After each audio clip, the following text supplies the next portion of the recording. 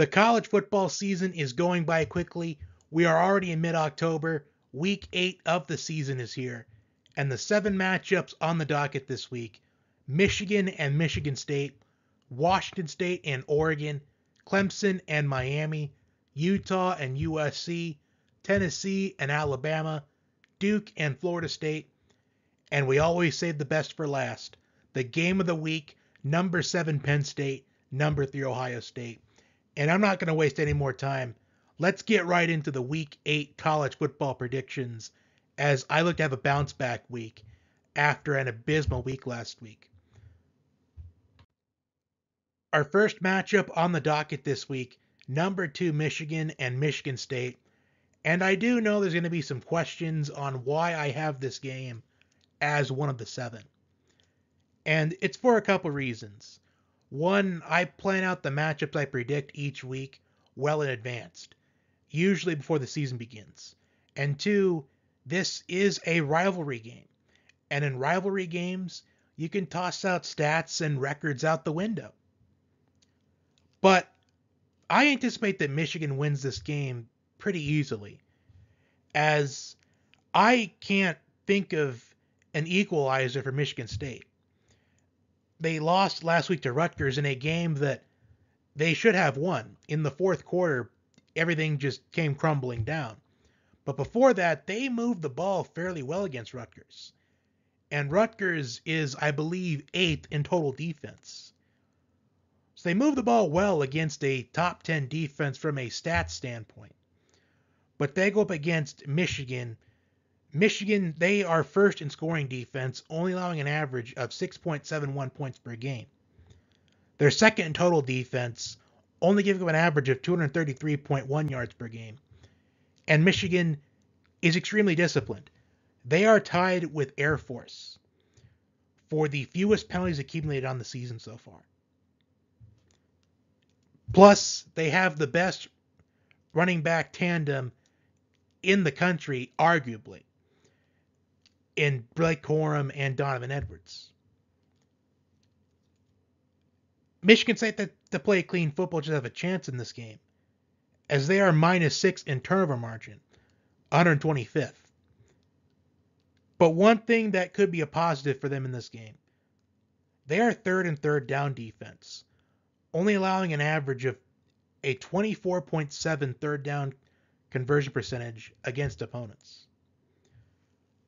Now, sometimes stats can be misleading, but I don't think they're misleading here.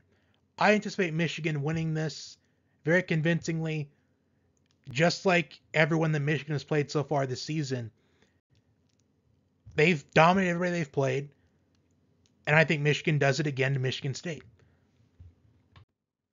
Next matchup, Washington State and number 9 Oregon. Both of these teams are coming off of losses last week. Washington State to Arizona, 44-6. And Arizona, they have really impressed me these last few weeks. They've been playing competitive. They've been playing hard. While Oregon, they lost by 3 to Washington last week in what was the game of the week and arguably the game of the year so far.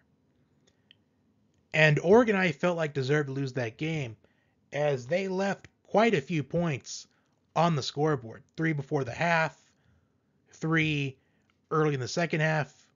So that's 6 points they left on the board, which by the end of the game, it was proven to be very crucial. But what did them in was going for it on 4th and 3 in no man's land. And if you don't get it, you're giving Michael Penix Jr. a short field. And that's exactly what happened. They didn't get the 4th down conversion. And 2 plays later, Michael Penix Jr. throws the game-winning touchdown pass to Rome Odunze. But then, of course, Oregon had the chance to tie the game and send it to overtime. But the field goal was missed, and Oregon suffered their first loss of the year. Bo Nix has been having a good season so far. 1,796 passing yards, 17 touchdown passes, and only 1 interception. Their offensive line has only allowed 4 sacks this season. They're 11th in scoring defense.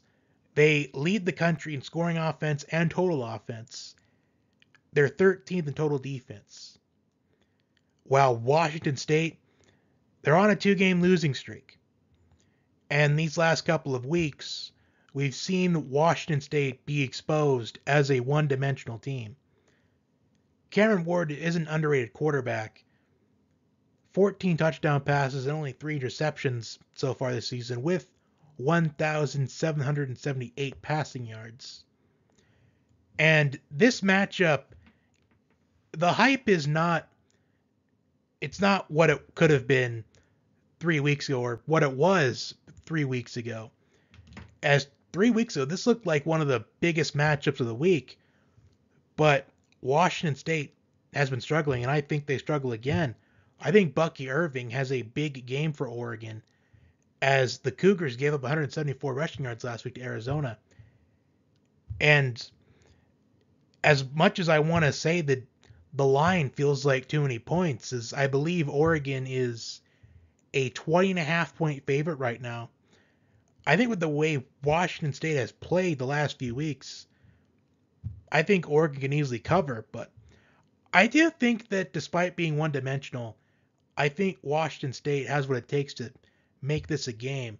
So I think Oregon wins, but I could definitely see the Cougars covering. Next matchup, we've got Clemson and Miami. Two teams that have been their own worst enemy this season so far. Clemson, it goes all the way back to week 1, being completely undisciplined against Duke. And that was a game that Clemson had in him to potentially win it. But they left so many points off the scoreboard due to complete lack of discipline. And for Miami, the last 2 weeks, all they have to do is just take a knee against Georgia Tech, and they win that game, and they go into the North Carolina game with confidence. They go in there undefeated. And Miami did pretty well in that first half. They had the lead at halftime. But there is just so many mistakes by Miami leading up into that. They could have been up by a lot more at the half. Fumbled the goal line. Their defensive coordinator runs out on the field on 4th and 1. North Carolina, they score a couple plays later after that 4th down play that got called for unsportsmanlike, and it was an automatic first down. But the second half for Miami, it just all went wrong for them last week. Tez Walker had 3 touchdowns on the Miami defense. They gave up 235 rushing yards to the Tar Heels last week. But these are 2 top 20 defenses. Clemson 5th in total defense. Miami 18th in total defense.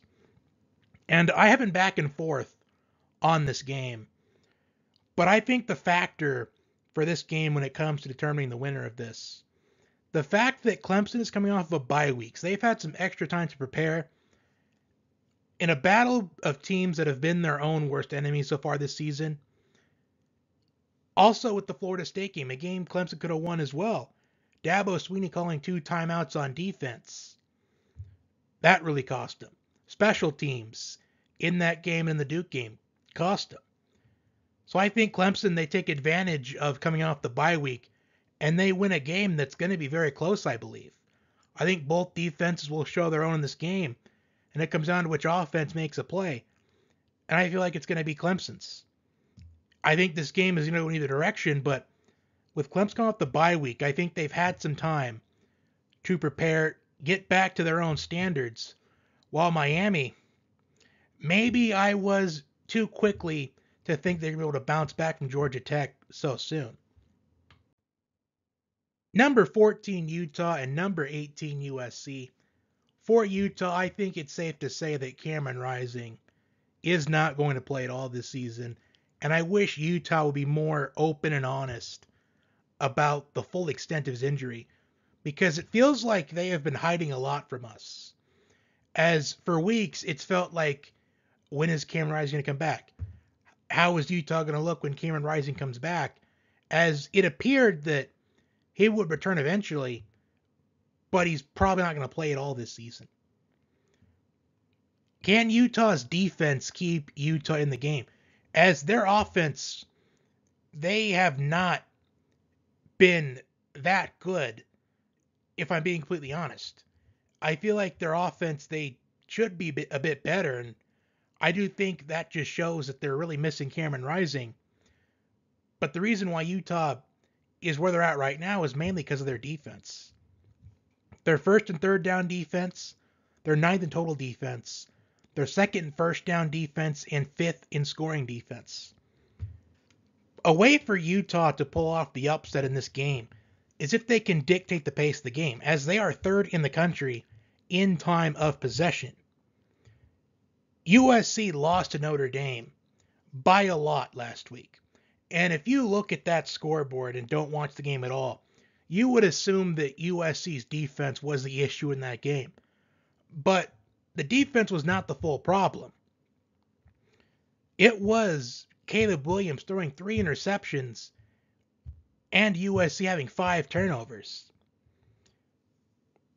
But I do think USC bounces back this week with their offenses. I honestly can't see Utah staying in this game for that long. And I mentioned a few weeks back that there's going to be a point in this season where Utah is going to be really missing Cameron Rising. And a game like this, I think it is going to be a prime example. I think USC gets the victory in this one. And depending on if Utah's defense can keep them in the game, this game may not be close. You know it's the third Saturday in October when these two are going against each other. Number 17, Tennessee. Number 11, Alabama.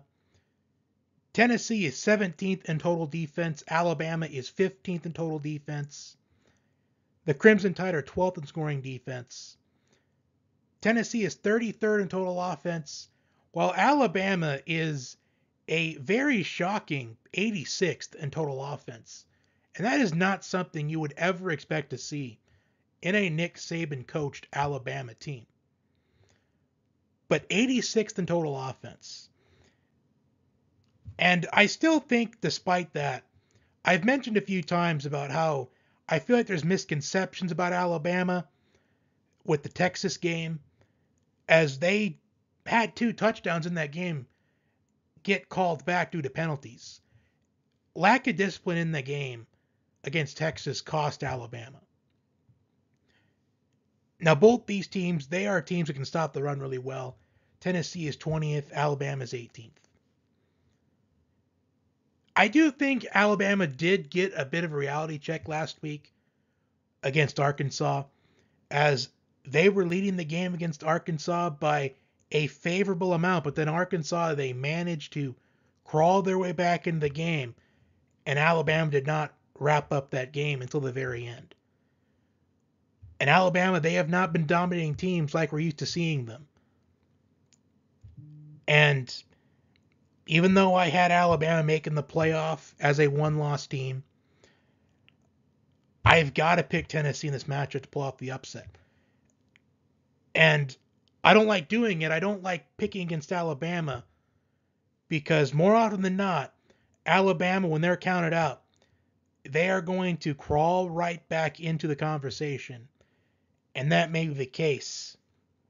But I think Tennessee, they have confidence and momentum battling a very physical defense in Texas A&M last week in what was a low-scoring game. And I do think in a low-scoring game, I do think it would play into Tennessee's favor, which is how I'm thinking the game is going to go, even though Nick Saban is pretty good in revenge games. I just don't think Alabama has been improving enough over these last few weeks to win this game. And I feel like Tennessee, they've improved a little bit more than Alabama has. And I'm picking the Volunteers to go into Bryant-Denny Stadium and pull off the upset. But this is a pick that I'm not as confident in. But I do think they get it done. Number 16, Duke, and number 4, Florida State. And right away, the big question for this game, what is the status of Duke quarterback Riley Leonard? Riley Leonard, he sustained an injury towards the end of the Notre Dame game a few weeks ago. He didn't play in the game for Duke last week, but will he play this week against the 4th-ranked Florida State Seminoles? If Duke is going to win this game and pull off the upset, it's going to be heavily relied on the defense to do so.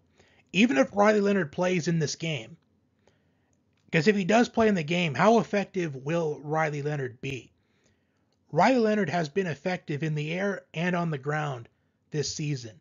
He had 88 rushing yards against Notre Dame, and he did everything to give Duke a chance of pulling off that upset. In the opener against Clemson, Riley Leonard had a long run of 70-plus yards, and it gave Duke all the momentum in that game to pull off the upset. As much as I do bring up on occasion that Clemson's lack of discipline, it kept them out of that game, it was Riley Leonard that put the pressure on Clemson in that ball game. And can Duke's defense stop the running game for Florida State? Back when they played Notre Dame, Audric Estime, who was leading the country in rushing yards at the time, they held him to 81 rushing yards on 18 carries. But he did have 2 touchdowns. And that included the game-winning touchdown, although I do think that was intentional. I do think they let him score up that second touchdown because Duke needed to have time to tie the game up or even win it because Notre Dame went for 2 and they got it. Or else Notre Dame was going to run the clock out and kick a game-winning field goal without giving Duke a chance to respond. But before that, they held him in check really well in that game. And for Florida State, Trey Benson and Lawrence Toafili, they're both averaging 7.1 yards per carry so far this season. Quarterback Jordan Travis, only 1 interception so far this season for the Seminoles.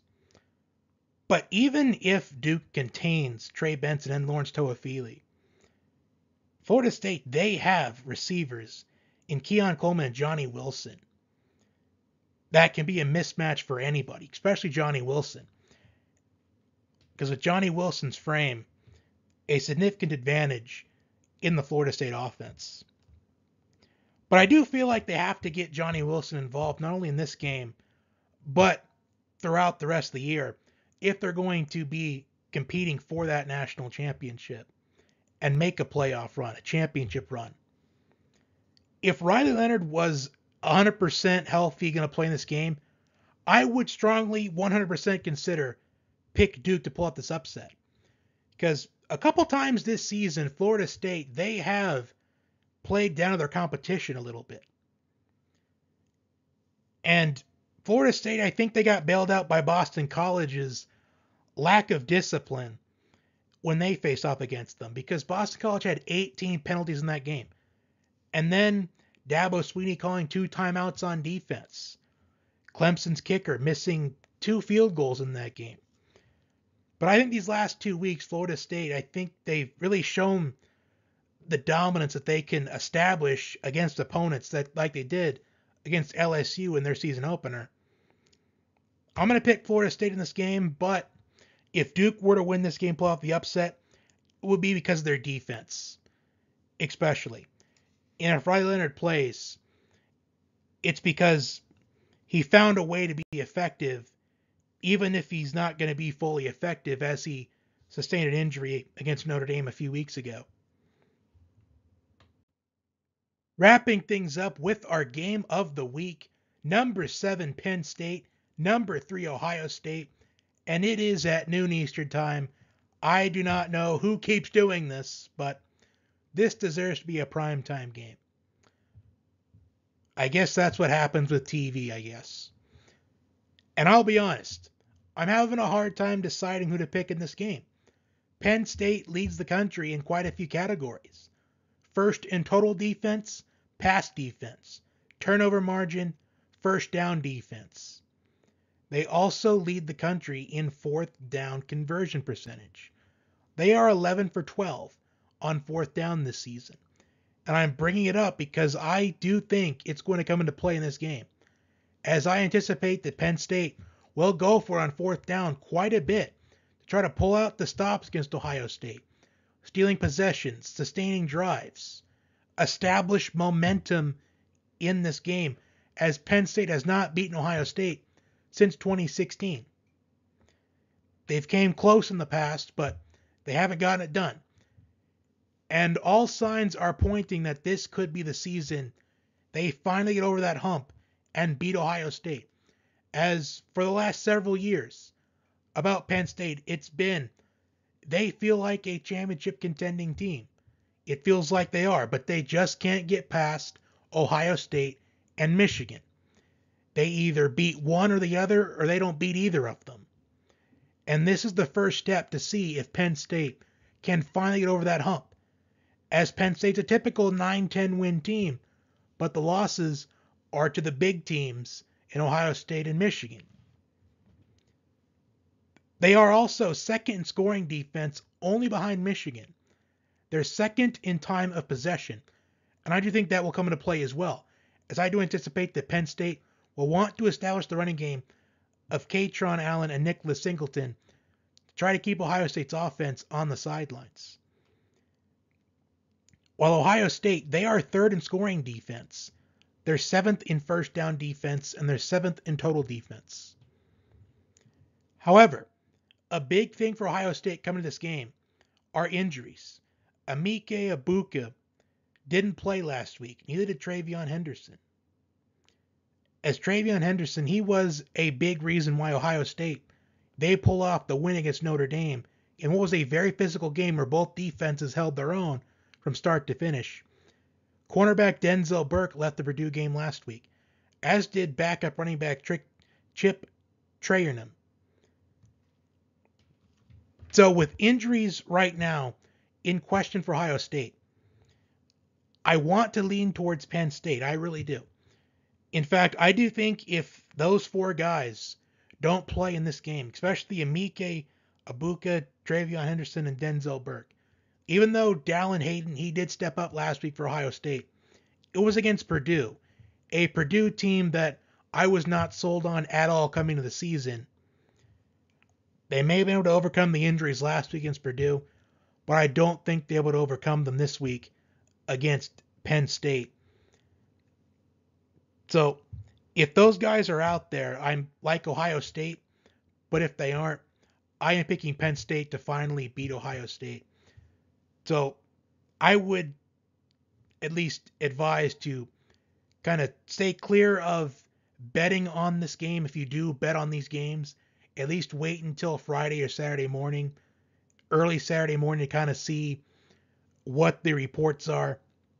But if Emeka Egbuka, Travion Henderson, Denzel Burke aren't in the game, I like Penn State because I don't think Ohio State will be able to overcome those injuries against a Penn State defense.